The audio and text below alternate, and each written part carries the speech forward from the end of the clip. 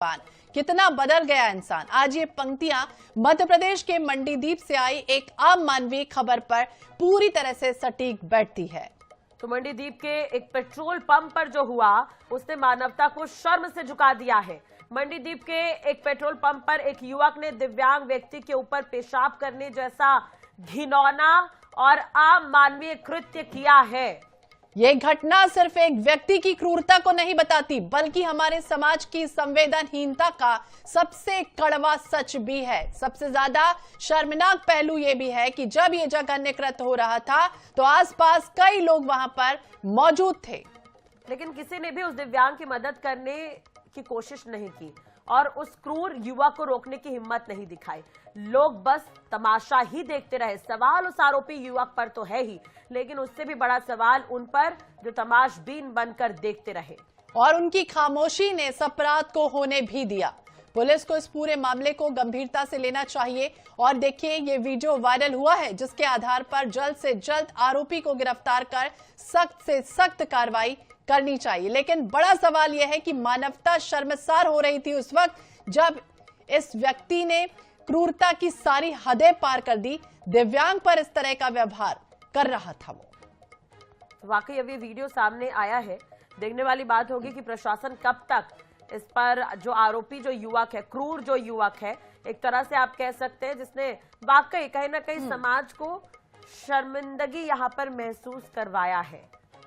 बिल्कुल दिल को झकझोर करने वाली ये खबर सामने आई है। और सबसे बड़ा सवाल ये कि वहां जो लोग मौजूद थे वो देख रहे थे किस तरह के साथ एक युवक ऐसी हरकतें कर रहा है, अमानवीय हरकतें कर रहा है, लेकिन इसके बाद भी वीडियो तो बनाया जा रहा है, लेकिन किसी ने भी उसे रोकने की, टोकने की जहमत नहीं उठाई। दिव्यांग पर इस तरह का व्यवहार आखिरकार क्यों किया गया? बड़ा सवाल है कि अब तक इस आरोपी की गिरफ्तारी क्यों नहीं हुई और किसी ने भी आरोपी को रोकने की हिम्मत आखिरकार क्यों नहीं जुटाई।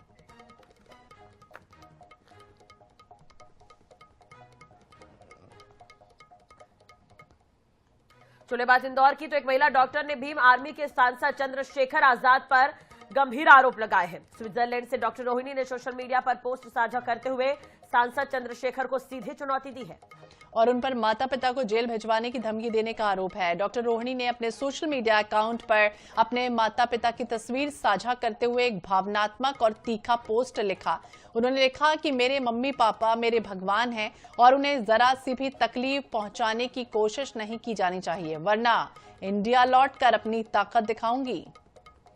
तो डॉक्टर रोहिणी ने सांसद चंद्रशेखर को सीधे तौर पर चुनौती दी है।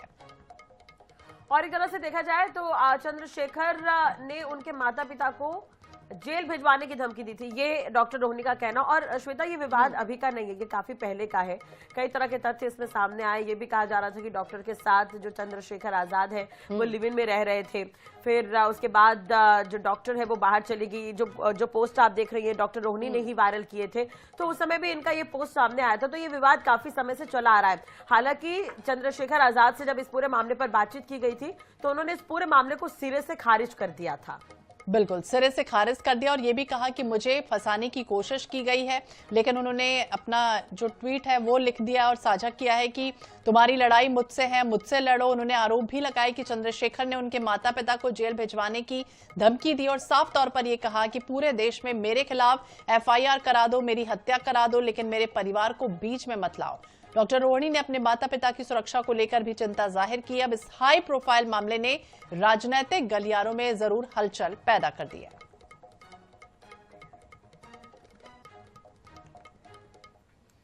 जबलपुर की पनागर विधानसभा के ग्राम हिनौतिया भोई में कुछ समय से सरकारी जमीन पर कुछ लोगों ने डेरा डाला है और इन पर बांग्लादेशी या फिर रोहिंगा होने का शक गांव वालों ने जताया। बाकायदा थाने और तहसीलदार के पास शिकायत की गई, लेकिन कई महीने बीत गए, इन पर कोई कार्रवाई नहीं की गई। तो हिंदू संगठन और स्थानीय लोगों द्वारा कोई अनहोनी होने की आशंका जताई जा रही है। संदिग्ध लोगों के द्वारा अपने आप को बंजारा बताया जा रहा है और मामले में कई सवाल भी उठे जिनका जवाब ना तो प्रशासन के पास है, ना ही वोट बैंक बनाने वाले राजनेताओं के पास है। इन लोगों का नाम वोटर लिस्ट में था और हिंदू संगठन और ग्रामवासियों के विरोध के बाद काट दिया गया। आपको बता दें कि वोटर लिस्ट में पप्पू बंजारा का नाम है और उसके परिवार में महिलाओं और बच्चे सबके नाम के साथ पप्पू खान चढ़ा हुआ है। ग्रामवासियों का यह भी कहना है कि पप्पू बंजारा नहीं बल्कि पप्पू खान है, इसे लोग सलमान के नाम से जानते हैं। मामले की जांच होनी चाहिए। वही पप्पू बंजारे का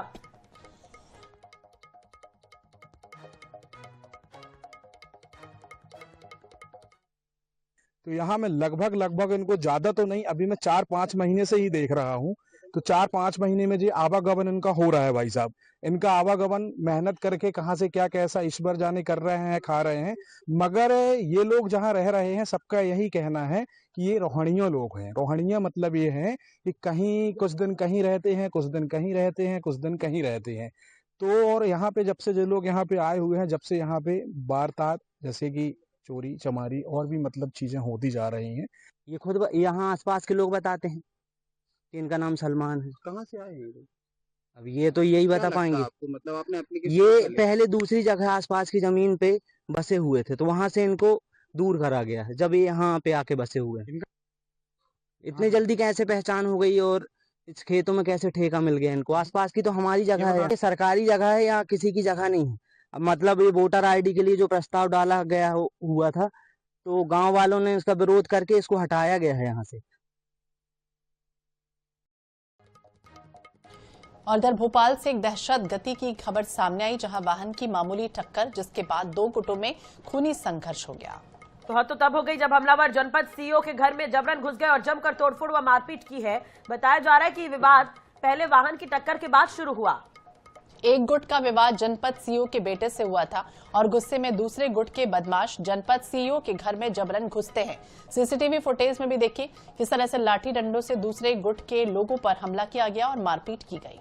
तो इस घटना से जनपद सीईओ के परिवार में दहशत फैल गई। जनपद सीईओ के परिवार की शिकायत पर पुलिस ने तुरंत मामला दर्ज कर लिया है। सीसीटीवी फुटेज खंगाले जा रहे हैं और इसके आधार पर बदमाशों की पहचान की जा रही है, उनकी तलाश भी की जा रही है। जनपद सीईओ के बेटे से पहले बदमाशों का विवाद होता है और उसके बाद एक गुट ने दूसरे गुट को लाठी डंडों से जोरदार तरीके से पीटा। घर में भी घुसकर जबरदस्ती करने की कोशिश की गई।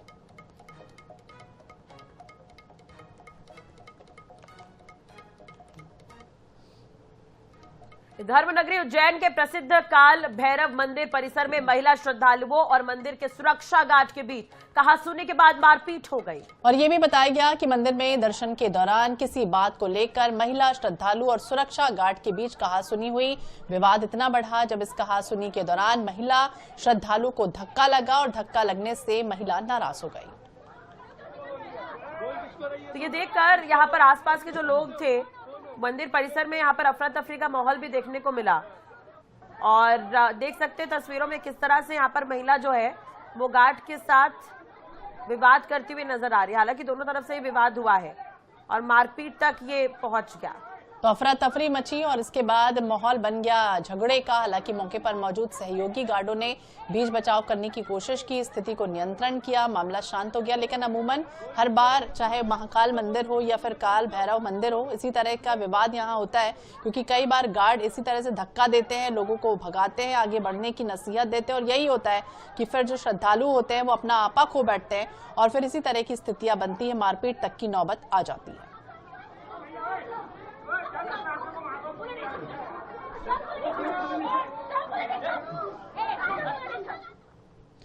इंदौर से बड़ी खबर है। मतदाता सूची के एसआईआर में देरी, एसआईआर में पिछड़ रहा इंदौर जिला। तो सुपरवाइजर फार्म हाउस में डांस करते दिखा, एक वीडियो भी वायरल हुआ है। पार्टी मनाते दिखे सुपरवाइजर अमित दुबे। तो अमित दुबे कलेक्टर ने इसे लेकर जानकारी दी है और माफ कीजिएगा, पार्टी मनाता हुआ यहाँ पर नजर आ रहा है सुपरवाइजर अमित दुबे। कलेक्टर ने अब इसे लेकर कारण बताओ नोटिस जारी किया है।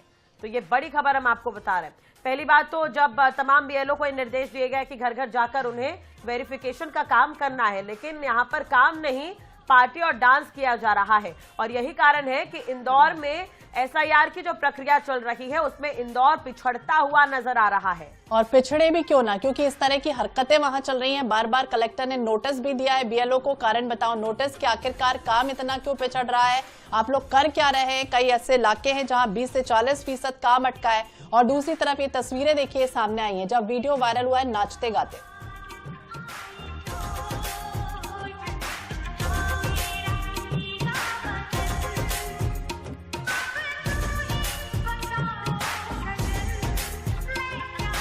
अब कलेक्टर ने कारण बताओ नोटिस जारी कर दिया है। देखने वाली बात होगी किस पर क्या कुछ जवाब अधिकारी की तरफ से मिलता है, लेकिन लापरवाही हो रही है।